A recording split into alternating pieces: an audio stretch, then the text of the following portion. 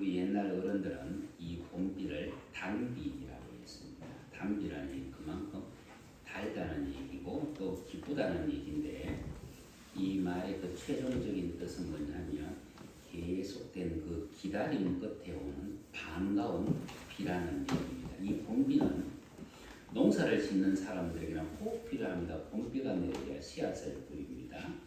목축을 하는 사람들에게도 이 봄비가 꼭 필요합니다. 봄비가 내려야 그리고 풀이 자라고 그리고 양들이 염소들이 그것을 뜯어 먹습니다. 그런데 이 단비는 농부의 씨앗과 가라지를 가리지 않고 자라게 합니다. 그런데 사실은 가라지를 더 빨리 자라게 해요. 그렇죠? 여러분 우리에게 주어지는 모든 것은 양면성이 다 있습니다. 칼날이 예리해지기 위해서는 칼등이 꼭 있어야 됩니다. 그죠? 칼등이 없는 칼날은 없습니다. 칼날이 휘어졌다는 얘기는 어른들이 칼등이 휘었다 하면서 칼등을 바로입니다. 그죠? 그래서 칼날이 있기 위해서는 칼등이 있어야 되고 칼의 용도를 제 역할을 하려면 칼날도 있어야 됩니다. 칼날과 칼등은 상호 보완적입니다. 우리에게 주어지는 모든 것이 마찬가지예요. 단비는 씨앗을 자라게 하면서 동시에 농부에게는 할 일이 주어집니다. 첫째는 씨앗을 뿌려야 되고 두 번째는 가라지를 제거해야 됩니다. 우리는 하나님의 은혜를 갈망합니다. 하나님 나에게 은혜를 주십시오. 하나님께서 우리에게 주신 그 은혜는 우리로 하여금 그것을 받고 그리고 그것을 누리게 합니다. 동시에 은혜는 우리에게 책임을 더합니다. 하나님의 사람 바울을 통해서 성령 하나님께서 하시는 말씀이 뭐냐면 고린도후서 6장 1절 말씀 우리가 하나님과 함께 일하는 자로서 너희를 권하노니 하나님의 은혜를 헛되이 받지 말라. 하나님의 은혜가 우리에게 왔는데 우리가 어떻게 하느냐에 따라서 그것이 은혜가 되어질 수도 있고 그것이 사라질 수도 있습니다. 하나님의 은혜를 헛되이 받지 말라고 말하는 이 바울은 자신을 어떻게 소개하고 있느냐면 하나님과 함께 일하는 자로서 내가 너희를 권한다. 하나님의 은혜를 헛되이 받지 말라. 그런데 사도 바울이 말하는 하나님과 함께 일하는 이것이 뭘까?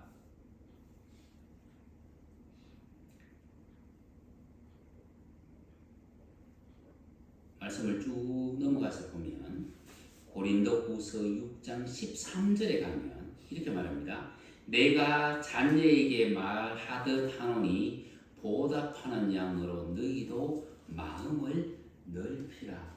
네가 하나님의 은혜를 받았느냐? 그러면 마음을 넓혀라고 얘기해요. 마음을 넓히라. 두 번째는 17장 1절에서 얘기합니다. 그런즉 사랑하는 자들아 이 약속을 우리가 하나님을 두려워하는 가운데서 거룩함을 온전히 이루어 육과 영의 온갖 더러운 것에서 자신을 깨끗하게 하자. 이 두 가지를 얘기해요. 네가 은혜를 받았느냐? 그러면 첫째는 마음을 넓혀라. 두 번째는 육과 영을 깨끗하게 하라. 여러분 우리는 하나님의 말씀을 읽을 때 제가 이제 큐티를 이제 하시는 분들이 가끔 연락을 오면 그분들이 말씀하시는 것이 제가 알고 있고 제가 보는 이 관점하고 다르기 때문에 꼭 단서를 제가 붙여줍니다. 당신이 그 말씀을 당신이 알고 싶으면 최소한 앞에 한 장 그리고 지금 읽는 그 본문 한 장, 그 뒤에 한 장을 읽으면 당신이 생각하는 그것이 달라질 수 있습니다. 라고 제가 얘기를 해줘요. 왜냐하면 하나님께서 예를 들어서 고린도후서의 이 말씀을 바울을 통해서 주셨을 때는 고린도후서 1장부터 시작을 해서 고린도후서 13장까지가 그냥 하나의 편지입니다. 그런데 이것을 사람이 편의상 장으로 나눠놓고 절로 나눠놨습니다. 그것은 성령 하나님께서 처음부터 나누어서 준 것이 아니고요. 이 장을 나누은 것은 한 1200년경에 영국의 신학자였던 스테븐 랭킹이라고 하는 사람이 말씀을 가르치다 보니까 이게 너무 길어서 말씀을 찾기가 힘들어서 그래서 장으로 나누었습니다. 그리고 난 뒤에 1600년대에 인쇄술이 발달하면서 로버트 엔텐이라고 하는 프랑스의 그 인쇄업자가 다시 절로 나눠 놓은 거예요. 그러면 이분들은 좋은 의도를 가지고 이것을 나눠 놨는데 그 후대에 성경을 읽는 사람들은 그 함정에 빠져버릴 수 있습니다. 하나의 절을 보고 한 장의 성경을 보면서 그 안에서 해석을 하려고 하는 오류에 빠져요. 그래서 앞과 이 모든 것을 쭉 다 읽어가다 보면 하나님이 말씀하신 의도가 이거구나라고 하는 것을 발견하게 되는데, 하나님의 은혜를 헛되이 받지 말라는 이 말씀을 우리가 받고 성경을 읽다 보면 우리는 첫 번째 찾습니다. 은혜를 받았으면 뭐를 해야 된다고? 너희도 마음을 넓히라. 요것으로 끝나버리면 우리는 절반만 나오는 거예요. 근데 17장 1절에 들어가면서 얘기합니다. 그런 저 뒤이어서 얘기하죠. 두 번째 할 일이 있다는 얘기예요. 뭐예요? 너의 육과 영에서 온갖 더러운 것을 다 제거해라. 여러분, 은혜는 우리가 마땅히 받고 누려야 할 것을 우리에게 줍니다. 동시에 받고 이루고 누림을 방해하는 악도 우리에게 동시에 달려듭니다. 그래서 하나님의 사람이 은혜를 받지 못하는 것이 문제가 아니고요. 받은 그 은혜를 유지하지 못하는 것이 문제라고 말씀드렸습니다. 그 받은 은혜를 유지하려고 하면 첫 번째가 뭐예요? 마음을 넓히라는 겁니다. 우리의 마음은 우리 안에 있을 때는 우리의 주먹보다 더 작습니다. 어떨 때는 좁쌀보다 더 작아집니다. 그런데 우리의 마음은 경계가 없습니다. 커지려고 하면 얼마든지 커집니다. 나를 넘었습니다. 나에 대한 관대함뿐만이 아니라 내 이웃에 대한 관대함까지 확장됩니다. 마음이 넓다는 얘기는 내가 나를 보살피는 것이 아니고 내 이웃을 보살피는 거예요. 그죠? 내 이웃의 어려운 형편을 돌아보는 거예요. 그죠?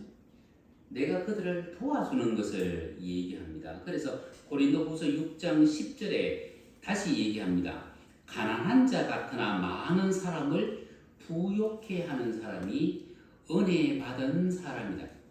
많은 사람을 부욕해 하는 사람이 은혜 받은 사람이다. 더불어서 17장 1절에서 말하는 것처럼 자신을 정결케 하는 사람이 은혜 받은 사람이다. 여러분, 우리는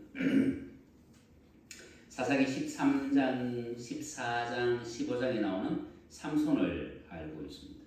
삼손이라는 이름의 뜻은 햇빛이라는 뜻입니다. 여러분, 햇빛이 이렇게 비치니까 그의 옆에 달려드는 들릴라의 이름의 뜻은 약하게 하는 자라는 뜻이에요. 햇빛이 있고 햇빛을 약하게 하는 자. 그런데 그 들릴라가 어디에 살고 있느냐 하면 소래골짜기에 살고 있습니다. 소래기라는 말의 뜻은 붉은 포도주라는 뜻이에요. 붉은 포도주.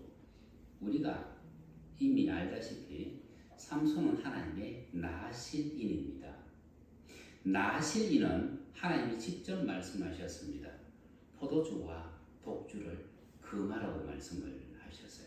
그러면 이 삼손은 저 소래골짜기로 내려가면 안 됩니다. 왜냐하면 그곳은 붉은 포도주의 골짜기이기 때문입니다.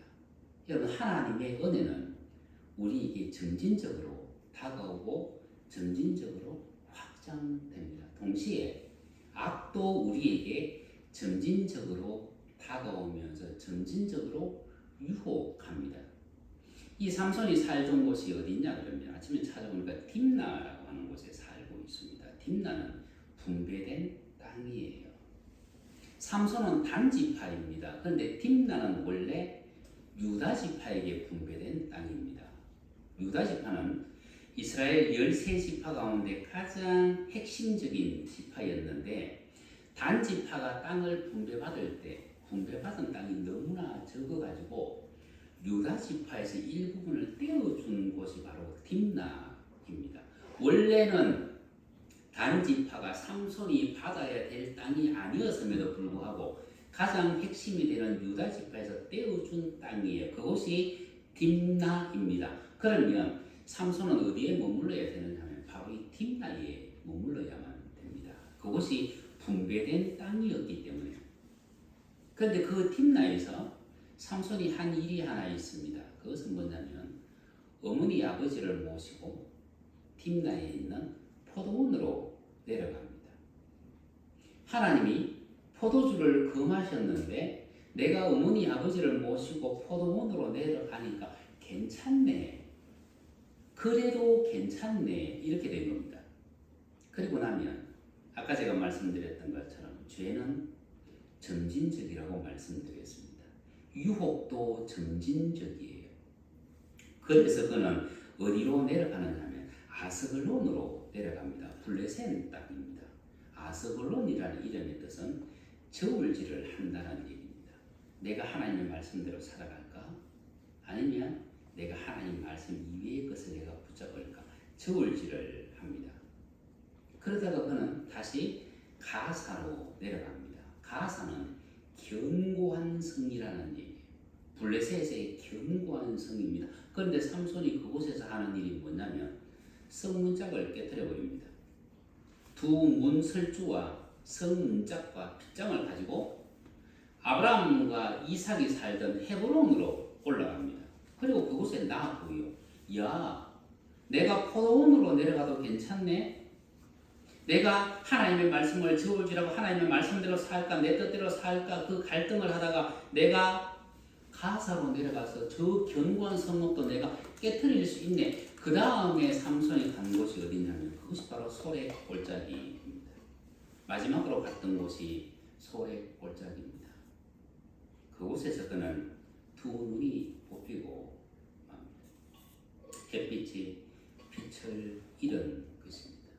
악은 우리에게 점진적으로 다가오고 점진적으로 우리를 유혹합니다. 그러면 우리는 하나님의 말씀 가운데서 어떻게 해야만 되겠습니까? 여러분, 의인의 길은 돋는 햇살과 같다고 오늘 본문에 말씀하셨습니다. 돋는 햇살입니다. 돋는 햇살은 어둠을 몰아냅니다. 두 번째, 더러운 것을 덜쳐냅니다. 우리는 모두 하나님의 일곱 영을 너무나 사모합니다. 이사야 11장 2절에 나와 있는 여호와의 신은 곧 지혜와 총명의 신이요 모략과 재능의 신이요 지식과 여호와를 경외하는 신이 그 위에 강림하시리니. 여러분, 하나님의 일곱 영이 우리에게 임하면 우리 자신을 위해서 할 것은 하나밖에 없어요. 여호와를 경외하는 신. 여호와를 경외하는 신. 하나님을 경외함으로 즐거움을 삼는 것, 그것밖에 내게 소용되는 것이 없습니다. 3절에서 얘기하죠. 그가 여호와를 경외함으로 즐거움을 삼을 것이며, 여러분 그 다음부터는요. 3절, 4절, 5절에 있는 이 말씀은 나를 위해서 사용되어지는 것이 아니라 내 이웃을 위해서 사용됩니다. 그 눈이 보이는 대로 심판치 아니하며 귀에 들리는 대로 판단치 아니하며 공의로 빈핍한 자, 가난한 자를 심판하며.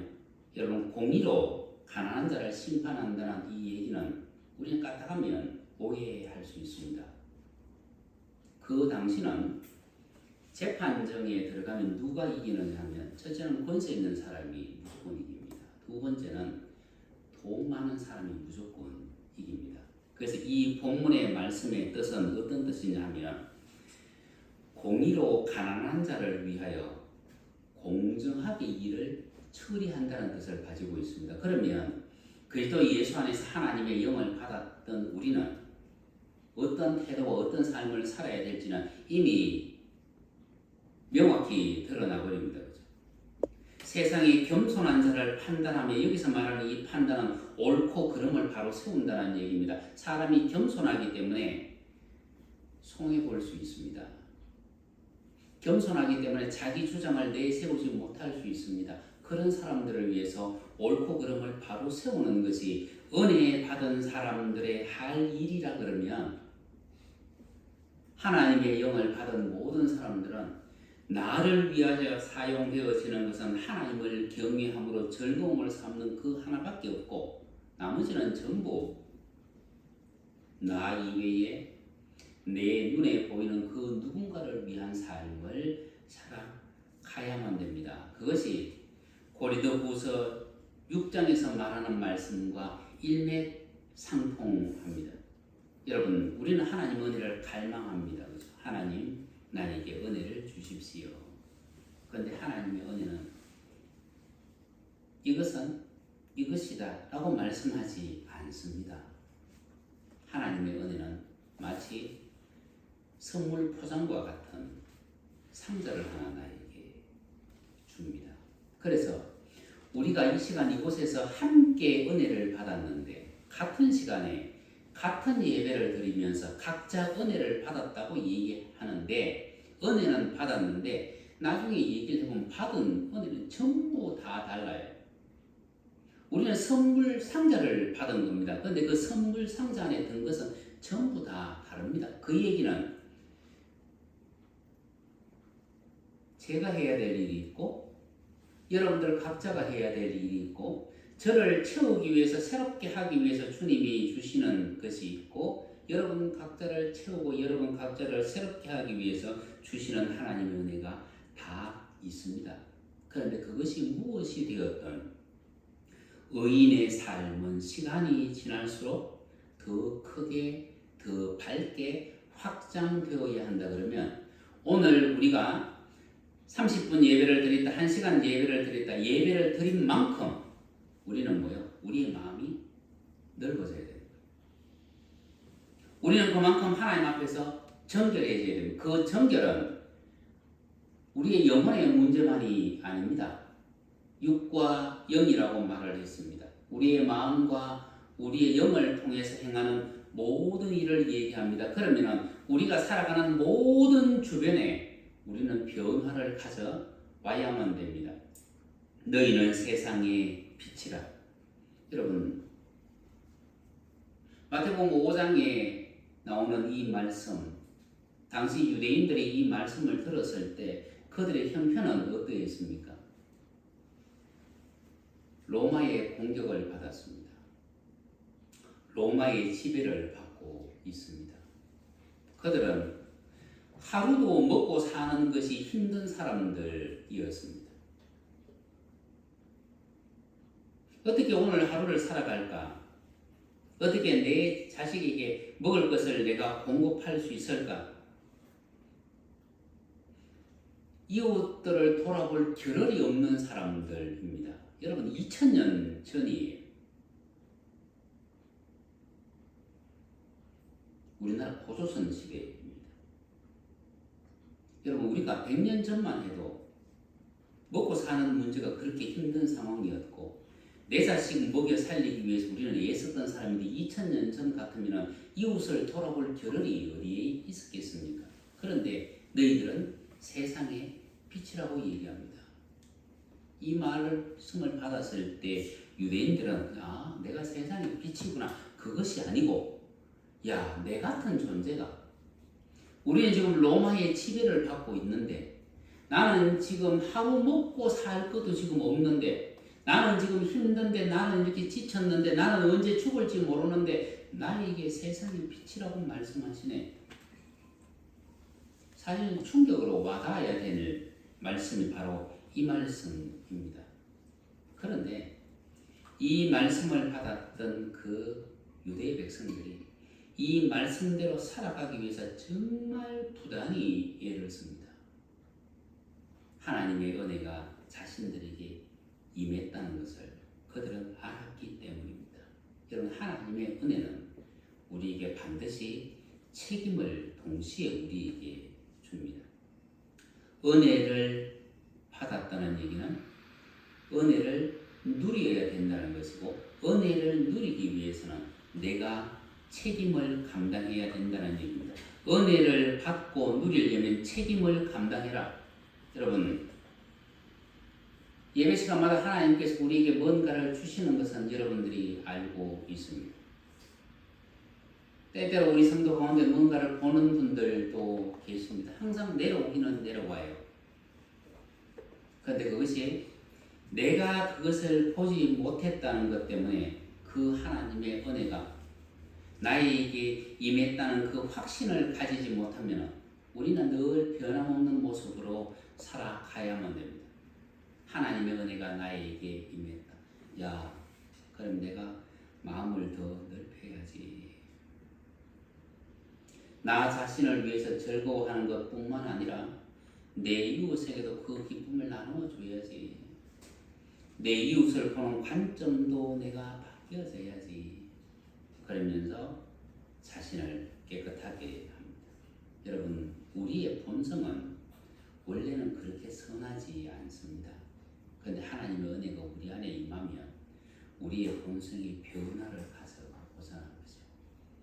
여러분, 우리의 행실의 근원은 어디에 있느냐면 하나님의 영을 어떻게 받아들이느냐에 따라서 달라집니다. 하나님의 영이 여러분들에게 임했다면 우리는 사실 모든 것이 다 바뀌어져야만 됩니다. 하나님 나를 변화시켜 주십시오. 그리고 내 변화된 모습을 내 이웃에게 보이기를 원합니다. 여러분, 시편 119편 1절 성경은 이렇게 기록합니다. 행위 완전하여 여호와의 법에 행하는 자가 복이 있으며. 행위 완전하여. 여러분, 우리가 불완전한데 어떻게 우리가 완전한 행위를 할 수 있습니까? 우리가 완전한 행위를 할 수 있는 비결은 하나님의 영이 내 안에 충만해지는 겁니다. 그리고 우리가 마음을 넓히는 겁니다. 그 마음을 넓히는 것은 나를 위해서 마음을 넓히는 것이 아니고 내 이웃을 위해서 마음을 넓히는 겁니다. 오늘 하나님께서 여러분들에게 은혜를 주십니다. 은혜라고 하는 그 상자를 여러분들에게 주셨습니다. 그 상자 안에는 여러분들이 원하는 것을 담으십시오. 여러분들이 원하는 것을 넣어달라고 말씀하십시오. 그리고 그것이 이루어질 수 있도록 하기 위해서는 여러분들이 나를 채우는 것이 아니라 이웃에 대한 관점을 바꾸는 것이 더 우선이고 이웃을 채우는 것이 더 우선입니다. 그때 하나님께서 나를 붙잡고 나를 사용하십니다. 이사야 11장 2절 말씀 제가 다시 봅니다. 여호와의 신은 곧 지혜와 총명의 신이요 모략과 재능의 신이요 지식과 여호와를 경외하는 신이 그의 위에 강림하시리니. 이것은 우리 위에 임하는 겁니다. 그가 여호와를 경외함으로 즐거움을 삼을 것이며. 여러분, 우리는 하나님이 기름 부음을 받은 사람입니다. 그러면 우리는 기쁨과 즐거움이 우리 안에 넘쳐나야 됩니다. 이 기쁨과 이 즐거움을 가지고 우리는 누구를 본다예요? 나를 안 봐요. 나를 안 봐요. 내가 안 보여요. 제가 어느 날 내 실물이 어떤 모습일까 내가 궁금해서 카메라에 담긴 저의 모습 말고 거울에 비치는 내 모습을, 내 뒷모습을 한번 보고 싶었어. 내 뒷모습을 내가 진짜 보고 싶었다니까요. 여러분, 여러분들이 뒷모습을 본 적이 있습니까? 거울에 비친 여러분의 뒷모습을 여러분들이 본 적이 있습니까? 제가 한번 보려고요. 고개를 얼마나 빨리 돌려본 줄 아십니까? 고개를 아무리 빨리 돌려봐도 내 뒷모습이 안 보여요. 여러분, 우리는 우리 자신을 볼 수 없는 존재입니다. 그런데 우리 눈앞에는 나 아닌 모든 존재는 다 보이잖아요. 하나님께서 우리에게 주신 그 모든 은혜는 나를 위해서 사용하라는 것이 아니고 내 눈에 보이는 존재를 위해서 사용하라는 것입니다. 그래서 은혜에 대한 갈망이 큰 만큼 이웃을 향하여 여러분들의 시야를 넓히십시오. 하나님께서 체험받기를 원하는 만큼 그 체험이 필요한 사람들을 먼저 여러분 바라보십시오. 하나님으로부터 긍휼을 받기를 원한다 그러면 내 이웃에 대하여 그 긍휼을 먼저 넓히십시오. 하나님 앞에서 겸손한 자가 되기를 원한다 그러면 내 이웃에 대하여 먼저 겸손한 자가 되십시오. 하나님으로부터 높임 받기를 원한다면 내 이웃을 먼저 높일 수 있는 사람이 되십시오. 하나님은 이 모든 것을 통해서 우리를 높이시고 우리를 채우시고 우리를 이끄시고 그리고 우리에게 가장 합당한 은혜의 상자를 우리에게 주신다는 것을 여러분들이 확신하시고 바로 그 믿음 안에서 전진하며 승리하며 누리며 베풀 수 있는 여러분 되시기를 주님 이름으로